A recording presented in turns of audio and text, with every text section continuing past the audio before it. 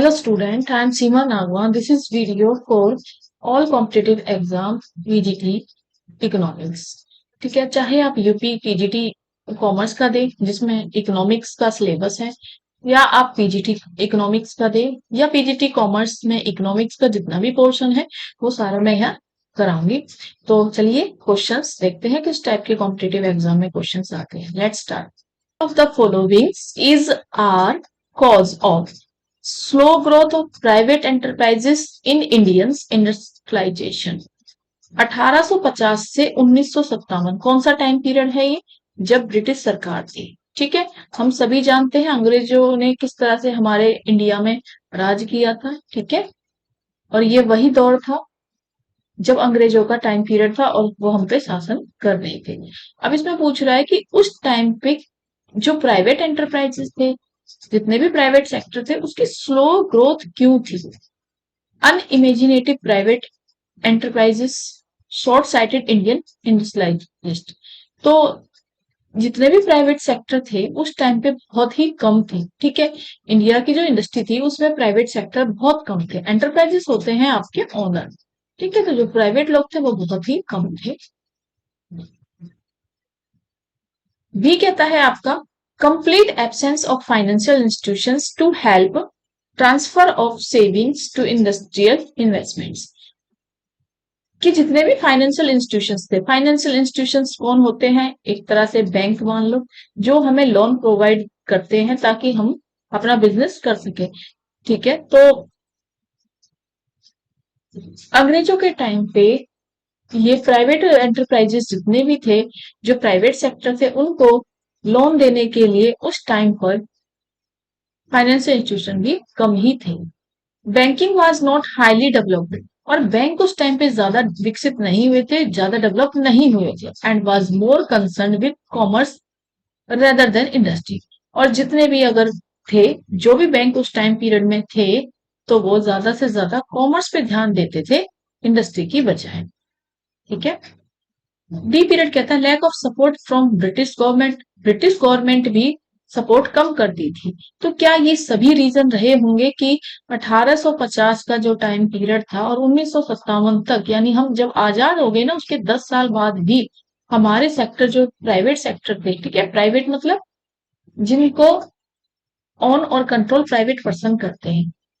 On यानी जो उनके मालिक है, और कंट्रोल मतलब जो उन पर नियंत्रण रखते हैं, तो ये कम थे। तो ये सारे ही कारण नहीं, वे ऑल ऑफ द रीजन हो जाएंगे। ठीक है, जिनकी वजह से प्राइवेट एंटरप्राइजेस कम रहे। आरबीआई, आरबीआई कौन है? Reserve bank of India. Number तो इसका फुल फॉर्म ही आ जाता है, रिजर्व बैंक ऑफ इंडिया। ठीक है, एक्ट कौन सा है आरबीआई? 1935 एक्ट। अगर कहीं स्टेब्लिश कब हुआ तो 1934 में आरबीआई स्टेब्लिश हुआ था, लेकिन एक्ट बना था 1935 में। तो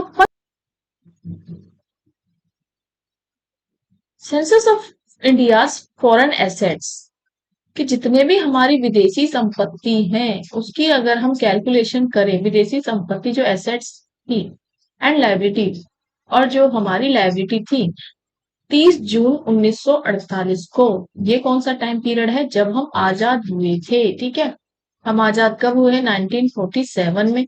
और आपको पता है कि बैंक जो अपने आरबीआई जो फॉलो करता है कैलेंडर, वो कौन सा फॉलो करता है? वो फॉलो करता है 1 जुलाई से 30 जून तक। ठीक है, नॉर्मल जो कैलेंडर हम यूज करते हैं वो 1 जनवरी से 31 दिसंबर तक यूज होता है। अकाउंट्स की अगर मैं बात करूं, अकाउंटिंग ईयर, ठीक है, या जिसे हम फाइनेंशियल कैलेंडर कहते हैं, फाइनेंशियल कैलेंडर, या फाइनेंशियल पीरियड बोल लो, या फाइनेंशियल या अकाउंटिंग पीरियड बोल लो। ठीक है, ये कौन सा होता है? 1 अप्रैल से 31 मार्च तक। ठीक है, जहां पे 31 मार्च को सभी कैलकुलेट करते हैं टैक्स। बट अगर मैं आरबीआई की बात करूं, रिजर्व बैंक ऑफ इंडिया, ठीक है, ये फॉलो करता है 1 जुलाई से 30 जून तक। आरबीआई का सेंट्रल कहाँ है? मुंबई में हेडक्वार्टर। ठीक है, आरबीआई एक सेंट्रल बैंक है और इसका हेडक्वार्टर कहाँ है? इसका हेडक्वार्टर कहाँ है? मुंबई में। तो जून 1948 को रिवील्ड किया है टोटल फॉरेन बिजनेस इन्वेस्टमेंट्स। कि हमारे पास जो फॉरेन इन्वेस्टमेंट्स था यानी विदेशी जो लोग थे उन्होंने हमारे आरबीआई में कितना इन्वेस्टमेंट यानी पैसा लगाया हुआ था। ठीक है, तो इन्वेस्टमेंट्स ऑफ कितना था, रुपीज 302 करोड़ रुपए। Out of it was the percentage of British investments in India. अब इसमें से अगर मैं बात करूं 302 करोड़ में से कितना परसेंटेज ब्रिटिश इन्वेस्टमेंट्स का था। ठीक है, अभी आजादी को हुए में कितना 1947 15 अगस्त को तो हम आजादी हुए हैं और 30 जून की बात कर रहा है। ठीक है, 1948 एक साल भी नहीं हुआ, तो इसमें सारा पैसा किसका होगा, तो मोस्टली 91% ब्रिटिश सरकार का था। ठीक है, अब इतने सालों से तो ब्रिटिश ही राज कर रही थी। तो आरबीआई स्टेब्लिश कब हो गया था, ये देखो 1934 में। एक्ट कब बना, 1935 में। ठीक है, तो जितना भी पैसा 34 से या 35 से आप कैलकुलेट कर लो 47 तक। ठीक है, तो ये ब्रिटिश का ही होगा, तो 91% ब्रिटिश सरकार का था। First train on India soil was run on 1853 between. जो पहली रेल चलाई गई थी और इंडिया में वो कहां से कहां तक चली, Bombay to Thane, Thane to Bombay, Bombay to Surat, none of this. तो ये बॉम्बे टू थाने चली थी पहली ट्रेन। ये क्वेश्चन जीके में भी आ जाता है। ठीक है, और ये आपका इकोनॉमिक्स में भी डाल दिया जाता है, तो याद रखोगे। Economy of a country is classifying into various sectors. Economy क्या है, जो आपके देश की इकोनॉमी है उसको कई भागों में वेरियस सेक्टर में डिवाइड किया, डिफरेंट डिफरेंट टाइप। जैसे कि इकोनॉमी एक्टिविटी, अब पहले तो आपको इकोनॉमी एक्टिविटी पता होनी चाहिए। ठीक है, undertaken each consider the following statement related to some of them. उसमें से आपको बताना है कि कौन सी है। तो सबसे पहले तो अगर मैं बात करूं इकोनॉमी एक्टिविटी की, इकोनॉमी एक्टिविटी वो कि जब भी आपने कोई एक्टिविटी की प्लस में आपको अर्निंग हुई, E for earning, E for economy. ठीक है, कुछ पैसा कमाया, मनी जनरेट हुई, इनकम जनरेट हुई, तो वो इकोनॉमी एक्टिविटी कहलाती है। ठीक है, टीचर ने स्कूल में पढ़ाया, सैलरी मिली, तो ये इकोनॉमी एक्टिविटी है। बट वही टीचर अगर घर पे अपने सन या डॉटर को, अपने बच्चों को फ्री में पढ़ा रहा है, फ्री में, ठीक है, एक्टिविटी तो है बट नॉट अर्निंग, नॉन या नॉट अर्निंग बोल दो। ठीक है, अर्निंग नहीं है, तो ये क्या होगी, नॉन इकोनॉमी। ऐसी एक्टिविटी जिन्हें करने से कोई भी इनकम ना हो उन्हें नॉन इकोनॉमी एक्टिविटी कहते हैं। तो हम किन तरीकों से एक्टिविटी करते हैं, अपने भारत की अगर हम बात करें, अपनी इंडिया की बात करें, अपनी कंट्री की, तो यहाँ पे 3 तरह की एक्टिविटी है इकोनॉमी। कौन सी, पहले तो हम सबसे पहले जब सुना होगा आपने प्राइमरी सेक्टर, यानी हम किस पे डिपेंड थे, एग्रीकल्चर। तो जितनी भी नेचुरल चीज आती है वो एग्रीकल्चर, ये सब प्राइमरी सेक्टर में आ जाती है। ठीक है, यहाँ पे चाहे आप खेती करो, चाहे फिशिंग करो, मछली पाल लो, ठीक है, फार्मिंग करो, ये सब, चाहे मुर्गी पालो, नेचुरल चीजें जो जुड़ी हुई है, माइंस वगैरह भी इसी में ही आ जाएंगे। ठीक है, जमीन से जुड़ी हुई कोई भी चीजें आप सामान निकाल रहे हो, पेट्रोल डीजल, ये माइन से ही तो निकालते हो, खनिज लवण। ठीक है, किसान खेती कर रहा है, मछली पाल रहे हो, डेयरी है, ये सब प्राइमरी सेक्टर। सेक्टर कौन सा है, इंडस्ट्री सेक्टर। ठीक है, इंडस्ट्री कौन सी होती है, जब आप, जैसे कि मैंने बताया ना, प्राइमरी सेक्टर से आपको कॉटन मिली, और कॉटन से अगर आपने मशीन सेटअप करके, ठीक है, थ्रेड या कॉटन से आपने क्लोथ्स बना दिया, ठीक है, तो मशीनों की हेल्प से जो भी मैन्युफैक्चर करते, कुछ भी बनाते हो, वो आ जाता है आपका सेकेंडरी इंडस्ट्री। और फिर सर्विसेज आता है आपका थर्ड सेक्टर। थर्ड सेक्टर क्या कहता है कि जो भी माल बनाया वो कस्टमर तक पहुंचा दोगे। ठीक है, या तो गाड़ी यूज करोगे, ट्रांसपोर्ट से पहुंचा दोगे, जब तक कस्टमर तक नहीं जाता तो वेयर हाउस, गोदाम में रख दोगे, वेयर हाउस में रख दोगे, इंश्योरेंस कराओगे, बैंकिंग यूज करोगे, ये सारी सर्विसेज है। ठीक है, तो बेसिकली आपकी जो इकोनॉमी है वो 3 चीजों में डिवाइडेड है, प्राइमरी सेक्टर, सेकेंडरी और थर्ड या टर्शरी। देखिए, इस पे मैंने डिटेल में वीडियो बिजनेस स्टडी की बनाई हुई है 11th क्लास की। ठीक है, वहां पे फर्स्ट चैप्टर है, चैप्टर नंबर फर्स्ट, जिसमें मैंने ये इकोनॉमी एक्टिविटी डिटेल डाली, प्ले लिस्ट से निकाल सकते हो अगर आपको डिटेल में पढ़ना है। फिलहाल क्वेश्चन पे वापस आ जाते हैं। All agriculture activities are include in primary sector. क्या प्राइमरी सेक्टर में सारी एग्रीकल्चर एक्टिविटी आती है, अभी मैंने बताया जो भी एग्रीकल्चर से रिलेटेड है वो प्राइमरी सेक्टर है। All industry activities are including secondary sector, और जितनी भी इंडस्ट्री एक्टिविटी है जहां मशीनें आपने लगाई, मैन्युफैक्चर कर रहे हो, वो सेकेंडरी सेक्टर में, ये भी बिल्कुल ठीक है। Service sector include only those activity that help in production of goods. ठीक है, जो गुड्स का हम कोई प्रोडक्शन करते हैं, कोई सामान बना रहे हैं, तो उसमें हेल्प का काम करती है हमारी सर्विस सेक्टर। ठीक है, क्या क्या हेल्प हो सकती है? बैंकिंग हो गया, हमें लोन प्रोवाइड करता है। इंश्योरेंस हो गया, ठीक है, हमें सेफ्टी प्रोवाइड करता है, रिस्क से बचाता है। और एडवर्टाइजमेंट हो गया, हमारे प्रोडक्ट की जानकारी लोगों तक पहुंचाता है। ये सब सर्विसेज हैं जिनके बिना हम कोई भी बिजनेस करना पॉसिबल ही नहीं सोच सकते। ठीक है, तो प्रोडक्शन करना हो, बिजनेस करना हो, इन सब में ये ऑक्सिलरी टू सर्विसेज भी बोलते हैं इसे, और थर्ड सेक्टर भी। करेक्ट नहीं, आप करेक्ट पूछा है, करेक्ट। ठीक है, तो सिलेक्ट करो करेक्ट स्टेटमेंट जो तीनों ही सही है। पहला सेक्टर आपका प्राइमरी सेक्टर होता है एग्रीकल्चर, दूसरा इंडस्ट्री होता है, और तीसरा सर्विस। ये तीनों स्टेटमेंट ठीक है। ऑल ऑफ दी अबव हो जाएगा DS. Expectancy during colonial period in India. अब ये कॉलोनियल पीरियड कौन सा था? कॉलोनियल पीरियड था आपका 1957, जब आपका 1857 की क्रांति हुई थी, रेवोल्यूशन। ठीक है, रेवोल्यूशन जब हुई थी, क्रांति हुई थी, सुना है सभी ने, झांसी की रानी मंगल पांडे, सब स्टोरी सुनी हुई है आपने, ठीक है, हिस्ट्री में। वहां से अंग्रेजों ने हम पे शासन करना स्टार्ट किया, क्योंकि जो 1857 की क्रांति थी तो ब्रिटिशर ही विजय हुए थे, ठीक है, जीत गए थे। वो सबको पता है कि यूनाइटी की कमी थी, जिसकी वजह से ब्रिटिशर जीत गए। उसके बाद 1857 से 1947 तक, जब तक हम आजाद नहीं हुए, ये ब्रिटिशर का जो टाइम पीरियड था, ब्रिटिश राज, इसी को बोला जाता है एक तरह से कॉलोनियल पीरियड। ठीक है, यहाँ पे लाइफ एक्सपेक्टेंसी ड्यूरिंग कितना था इंडिया के अंदर? 30 या साल, 50 साल, 60 या 63? तो देखिए, गूगल भी करोगे ना तो 32 दिखेगा, 32 के नियर अराउंड ऑफ तो 30 ईयर्स है, तो 30 ईयर आपका ए राइट आंसर हो जाएगा। In order to bring stability, अगर स्टेबिलिटी चाहिए किसमें? एग्रीकल्चर। एग्रीकल्चर में द ब्रिटिशर इंट्रोड्यूस, तो ब्रिटिशर ने इंट्रोड्यूस क्या किया था? Land settlement in 1773। 1773 में एक एक्ट लाए थे, लैंड सेटलमेंट। ठीक है, where was it first introduce? तो ये कहाँ फर्स्ट इंट्रोड्यूस हुआ था? Fertile land of Punjab province, ठीक है, पंजाब के क्षेत्र में, बॉम्बे प्रोविंस में, या all directly British ruled area में, या बंगाल या नरोदा। कैलोरीज रिक्वायर्ड पर person in urban area is, urban क्या होता है बेटा? शहरी एरिया, शहरी। ठीक है, और अगर रूरल पूछ लिया जाए तो क्या होता है? गांव का। अब देखो, गांव में जो आपको कैलोरी चाहिएगी वो ज्यादा चाहिएगी, क्योंकि ज्यादा एक्टिवली आप काम करते हो, मेहनत वाला काम करते हो एक तरह से, ठीक है, हार्ड वर्क करते हो। तो गांव में पूछ लिया जाए तो आपको 2400 कैलोरी चाहिए, ठीक है, एक दिन में।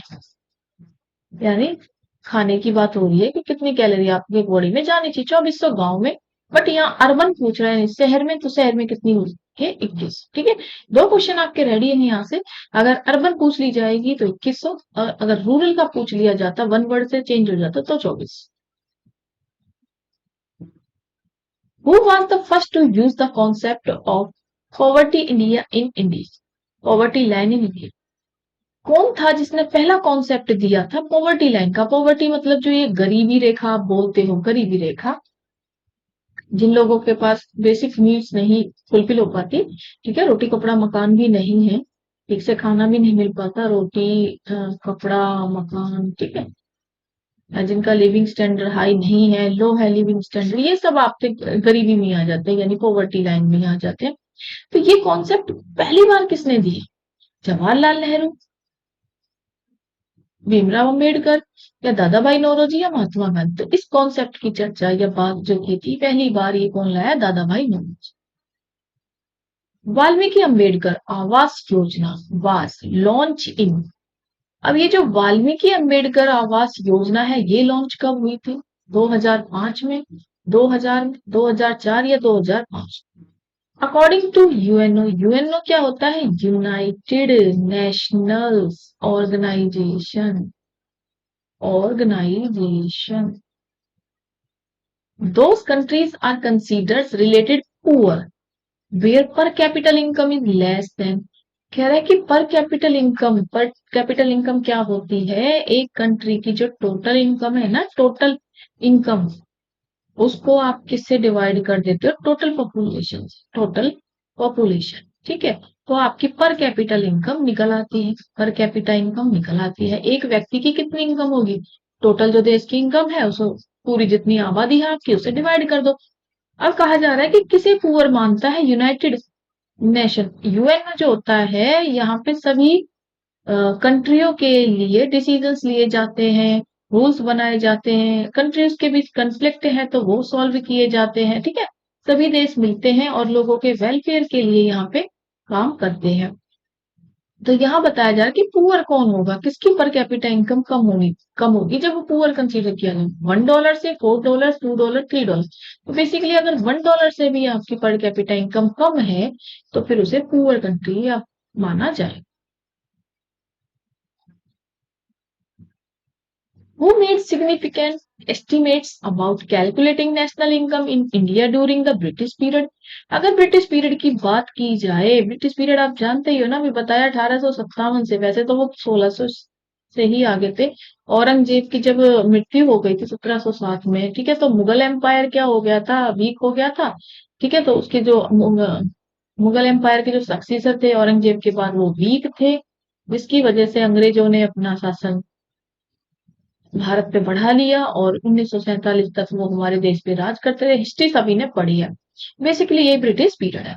अब पूछा जा रहा है कि यहाँ पे जो नेशनल इनकम थी, नेशनल यानी राष्ट्रीय आय आपकी, ठीक है, राष्ट्रीय आय आपकी, तो इसके बारे में जो सिग्निफिकेंस या अंदाजा लगाया था, वो कैलकुलेट की थी, वो किसने की, बीके आर राव, दादा भाई नौरोजी, पिंडले सिरस या विलियम डिकी। तो दादा भाई नौरोजी, जब भी बात आएगी ना नेशनल इनकम की, Dadabhai Naoroji 1881। Which year is referred to as year of great divine की अगर बात की जाएगी तो कौन सा टाइम पीरियड था, 1881, 1891, 1921 या 50, 1951, तो 1921। Which of the following is an example of a trade barrier. Trade barrier क्या होता है, बैरियर होती है रुकावटें, ठीक है, रुकावटें यानी कुछ रेस्ट्रिक्शंस। और रेस्ट्रिक्शंस होता है कि आपने कुछ चीजों को नियम बना दिए हैं यानी मना कर दिया, ठीक है। तो कौन सा एग्जाम्पल है जिससे व्यापार यानी ट्रेड करना, ट्रेड यानी बिजनेस या व्यापार, ठीक है, करना यहाँ पे उसके लिए बैरियर है। तो फॉरेन इन्वेस्टमेंट, अगर विदेशी या लोग आपके बिजनेस में या भारत में पैसा लगाते हैं, या डिले और डैमेज ऑफ गुड्स, डिले माने देरी करना, डैमेज ऑफ गुड्स मतलब खराब प्रोडक्ट, टैक्स ऑन इम्पोर्ट या नन ऑफ दीज। तो जब टैक्स लगाते हो ना आप इम्पोर्ट पे, इम्पोर्ट क्या था, जब दूसरी कंट्री से, अदर कंट्री से आप कुछ परचेज करते हो, कुछ सामान खरीदते हो, आउट ऑफ द कंट्री अगर आप कुछ खरीदते हो, विदेश से कुछ खरीदते हो, इसे इम्पोर्ट कहते हैं। और इम्पोर्ट पे क्या लगा दिया जाता है, टैक्स, ठीक है। तो एक तरह से बिजनेस में रुकावटें पैदा की जा रही है। कंट्री नहीं चाहती, जैसे इंडिया है, नहीं चाहती कि वो विदेशी माल इम्पोर्ट करे। विदेशी माल आएगा तो फिर अपने देश के कॉम्पिटिटर जो आपके देश के वही सामान बेच रहे हैं उनके लिए हार्मफुल होगा, आपके देश का माल कम बिकेगा। ऐसी चीजों के लिए, ठीक है, गवर्नमेंट क्या करती है, टैक्स बढ़ा देती है इम्पोर्ट पे ताकि इम्पोर्ट रुक सके। हर कंट्री चाहती है कि एक्सपोर्ट ज्यादा किया जाए, विदेश में माल ज्यादा बेचा जाए, ठीक है, ताकि ज्यादा से ज्यादा प्रॉफिट कमाया जाए, बट इम्पोर्ट कम किया जाए, कम। Government can make globalisation more fair by, government अगर ग्लोबलाइजेशन करना चाहती थी तो सही तरीका क्या था, इंक्रीजिंग कंपटीशन, कंपटीशन बढ़ा दे, ठीक है। जब कंपटीशन बढ़ता है तो हर कोई अपनी क्वालिटी पे ध्यान देता है।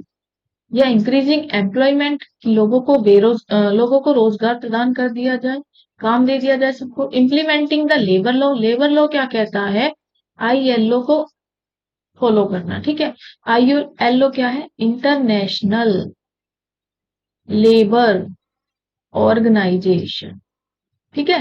1919 में ये बनी थी इंटरनेशनल लेबर ऑर्गेनाइजेशन। ये क्या कहती है कि जितने भी लेबर लगी होती है, अगर हम उनके साथ कुछ मिसबिहेव करते हैं, उनसे काम करा के सैलरी नहीं देते, उनके साथ कुछ भी गलत होता है, तो ये आईएलओ इंटरनेशनल लेवल पे काम करता है, उनको सपोर्ट करता है, ठीक है। इम्पोजिंग ट्रेड बैरियर, की हम ट्रेड बैरियर लगा दें, ठीक है, जैसे कि हमने अभी टैक्स लगा दिया इम्पोर्ट पे, या कस्टम्स ड्यूटीज लगा दें जिससे इम्पोर्ट कम हो जाए। तो कह रहा है कि ग्लोबलाइजेशन में सही तरीका क्या था, सही तरीका तो यही था कि आप इम्प्लीमेंट कर दे लेबर लॉज, ठीक है।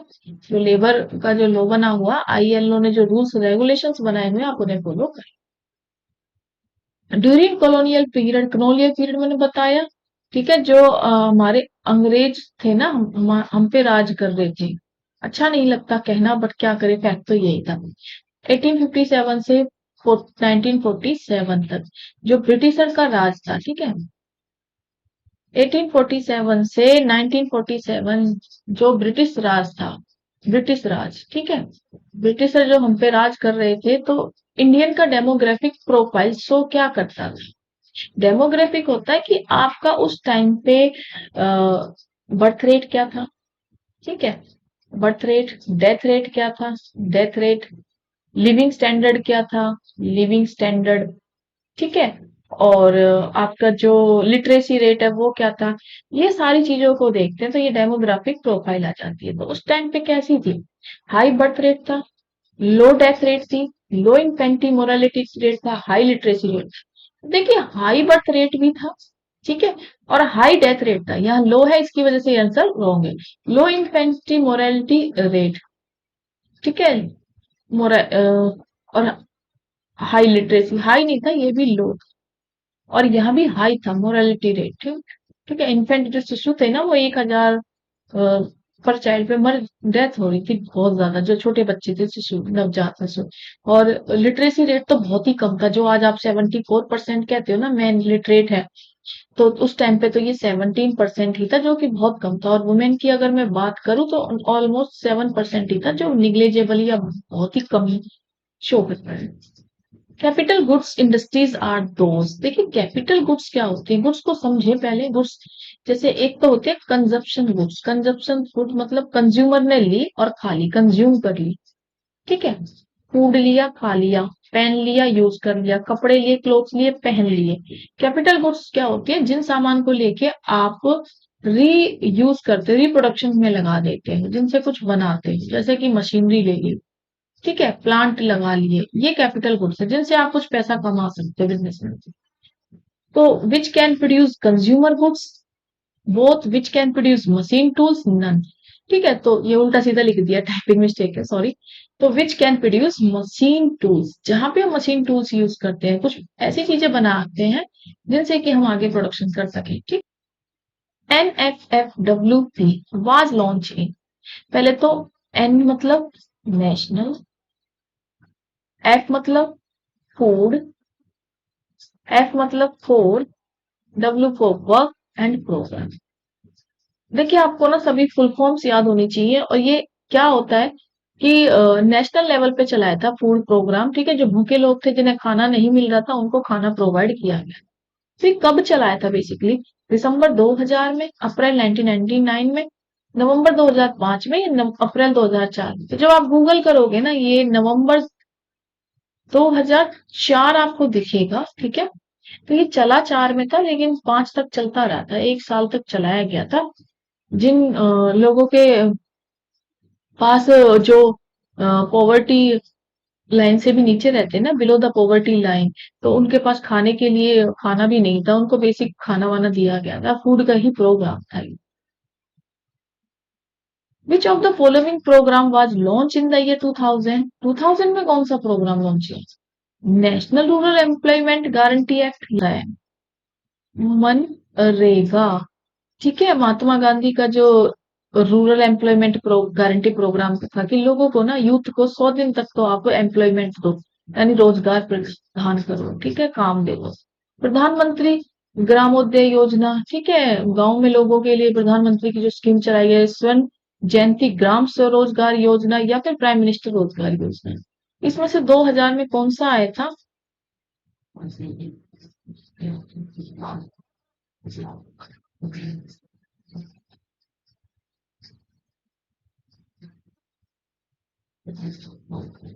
राइट आंसर क्या है?